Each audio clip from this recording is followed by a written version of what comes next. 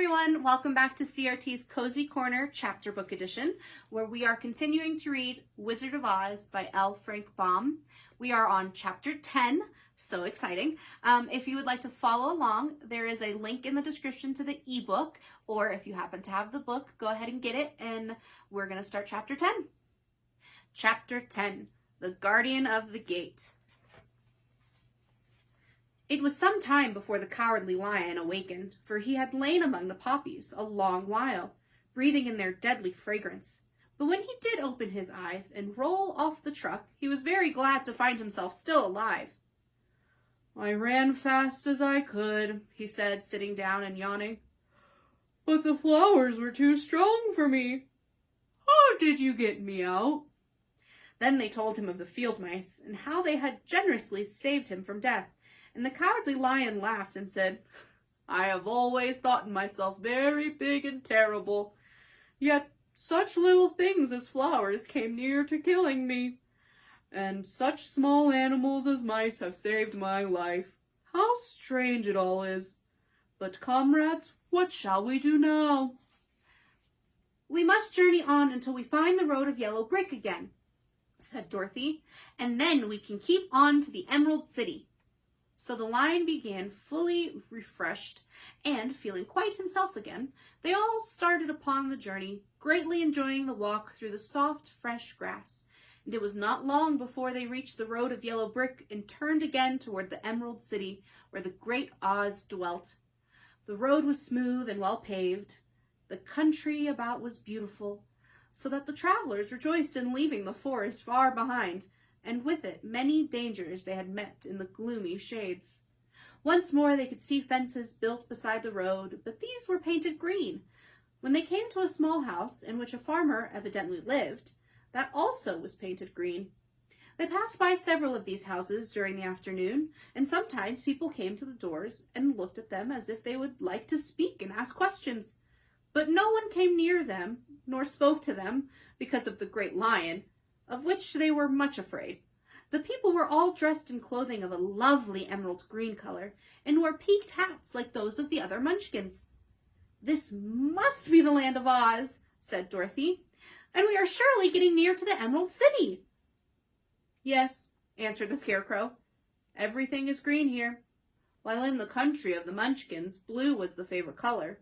But the people do not seem to be as friendly as the Munchkins, and I'm afraid we shall be unable to find a place to pass the night." "I should like something to eat besides fruit," said the girl, "and I'm sure Toto is nearly starved. Let us stop at the next house and talk to the people."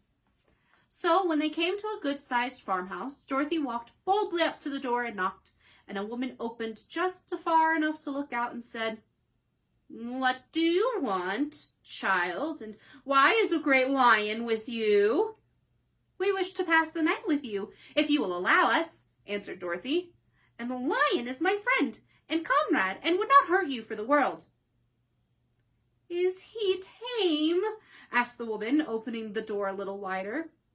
"Oh, yes," said the little girl, "and he is a great coward, too, so that he will be more afraid of you than you are of him."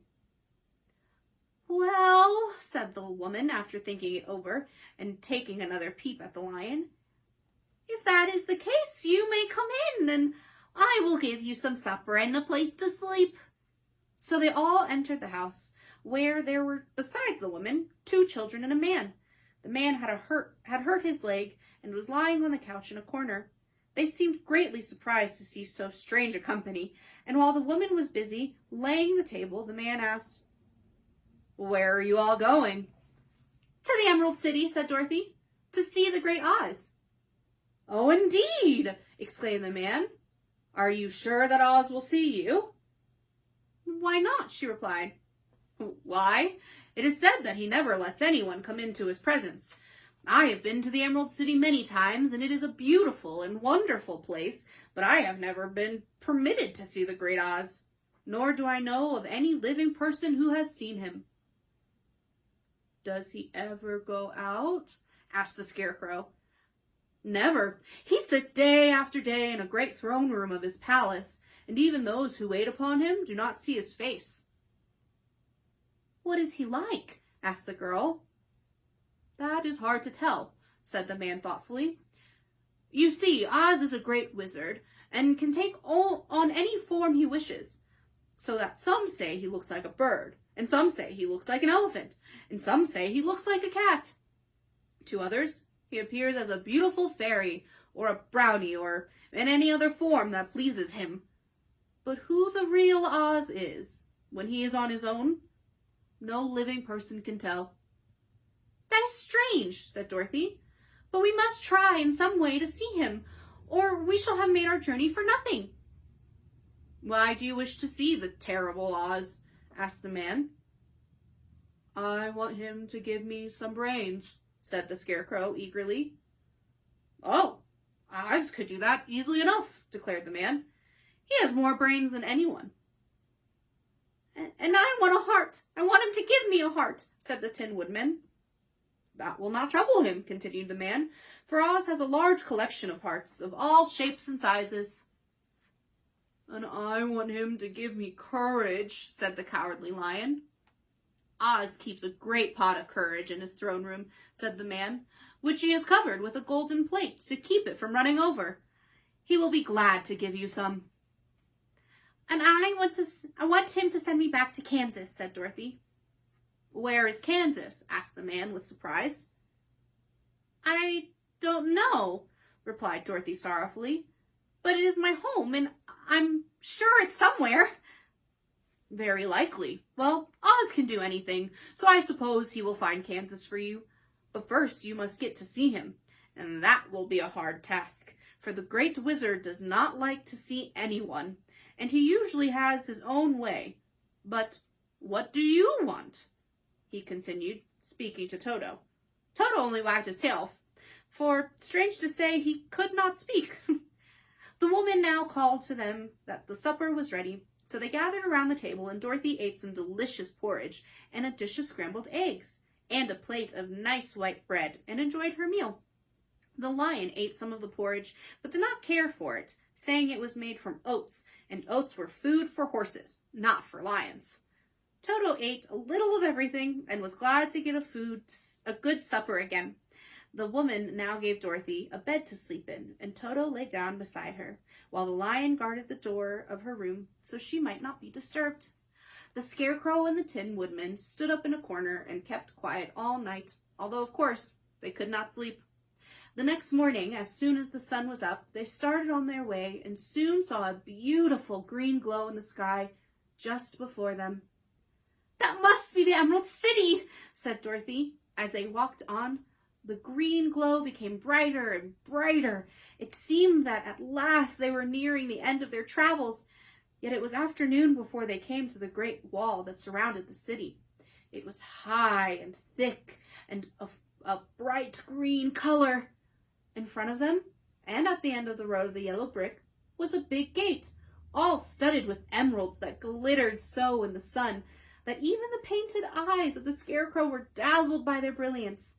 There was a bell beside the gate, and Dorothy pushed the button and heard a silvery tinkle sound within. Then the big gate swung slowly open, and they all passed through and found themselves in a high-arched room, the walls of which glistened with countless emeralds. Before them stood a little man about the same size as the Munchkins. He was clothed all in green from his head to his feet, and even his skin was a greenish tint. At his side was a large green box. When he saw Dorothy and her companions, the man asked, "What do you wish in the Emerald City?" "We came here to see the Great Oz," said Dorothy. The man was so surprised at this answer that he sat down to think it over. "It has been many years since anyone asked me to see Oz," he said, shaking his head in perplexity. "He is powerful and terrible, and if you come on an idle or foolish errand to bother the wise reflections of the great wizard, he might be angry and destroy you all in an instant." "But it was not a foolish errand, nor an idle one," replied the Scarecrow. "It is important, and we have been told that Oz is a good wizard." "So he is," said the Green Man, and he rules the Emerald City wisely and well. But to those who are not honest, or who approach him from curiosity, he is the most terrible, and few have ever dared to ask to see his face. I am the guardian of the gates, and since you demand to see the great Oz, I must take you to his palace. But first you must put on these spectacles." "Why?" asked Dorothy. "Because if you did not wear spectacles, the brightness and glory of the Emerald City would blind you. Even those who live in the city must wear spectacles night and day. They are all locked on, for Oz so ordered it when the city was first built, and I the only key that will unlock them." He opened a big box, and Dorothy saw that it was filled with spectacles of every size and shape. All of them had green glasses in them. The guardian of the gates found a pair that would just fit Dorothy and put them over her eyes. There were 2 golden bands fastened to them that was passed around the back of her head, where they were locked together by a little key that was at the end of the chain the guardian of the gates wore around his neck. When they were on, Dorothy could not take them off, had she wished, but of course she did not wish to be blinded by the glare of the Emerald City, so she said nothing. Then the Green Man fitted spectacles for the Scarecrow, and the Tin Woodman, and the Lion, and even on little Toto, and all were locked fast with the key. Then the guardian of the gates put on his own glasses and told them he was ready to show them to the palace. Taking a big golden key from a peg on the wall, he opened another gate, and they followed him through the portal into the streets of the Emerald City. Thanks so much for joining us for Chapter 10. See you next time.